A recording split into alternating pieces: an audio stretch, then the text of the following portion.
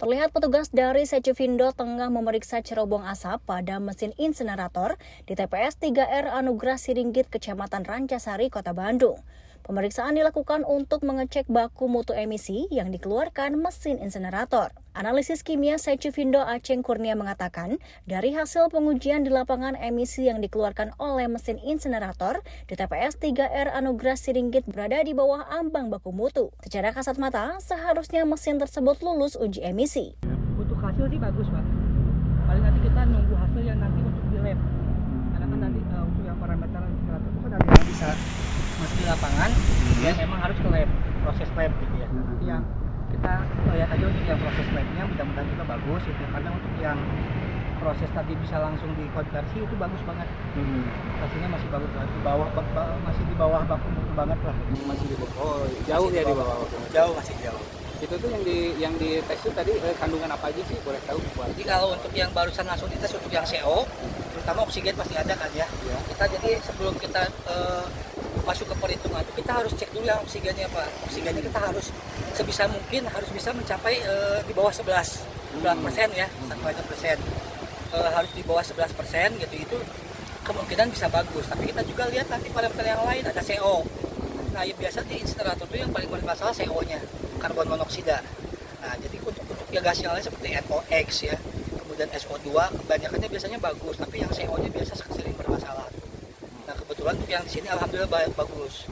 Sementara itu, Haryo Satrioto, Akademis Teknik Lingkungan ITB mengatakan, uji emisi pada sebuah mesin insinerator bukan merupakan sesuatu hal yang sulit. Meskipun demikian, pihaknya harus terlebih dahulu menunggu hasil uji lab untuk menentukan hasil yang konkret dan akurat dalam menentukan hasil uji emisi. Ya, pengujian emisi sebenarnya bukan sesuatu yang harusnya kita menjadi hal yang sulit ya, karena itu memungkinkan untuk dilakukan asalkan kita cukup modern dari sisi prosesnya.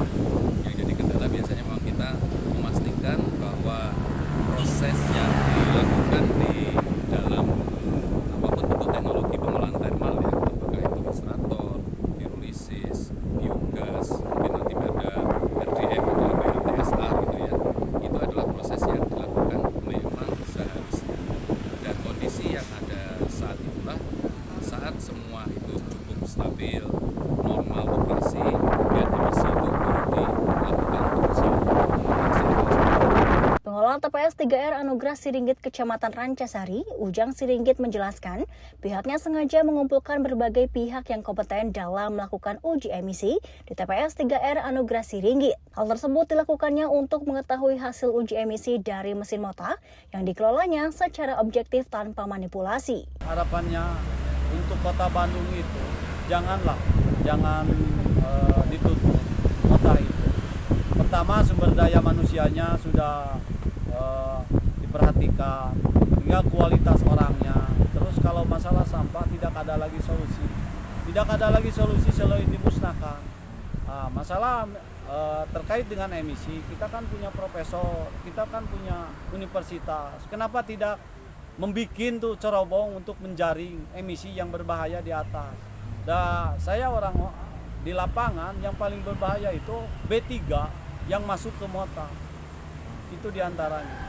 Ini masih di ambang batas untuk insinerator 63, mota 63. Ujang berharap jika hasil uji emisi membuktikan mesin insinerator yang dikelolanya berada di bawah ambang batas aman, TPS 3R Anugerah Siringgit tidak ditutup dan tetap dioperasikan. Sebelumnya, Menteri Lingkungan Hidup memberikan surat edaran kepada pemerintah Kota Bandung untuk segera menghentikan pengoperasian mesin pengolah sampah berbentuk insinerator karena dianggap mencemari udara. Dari Kota Bandung, Jawa Barat, Tim Berita Inspira melaporkan.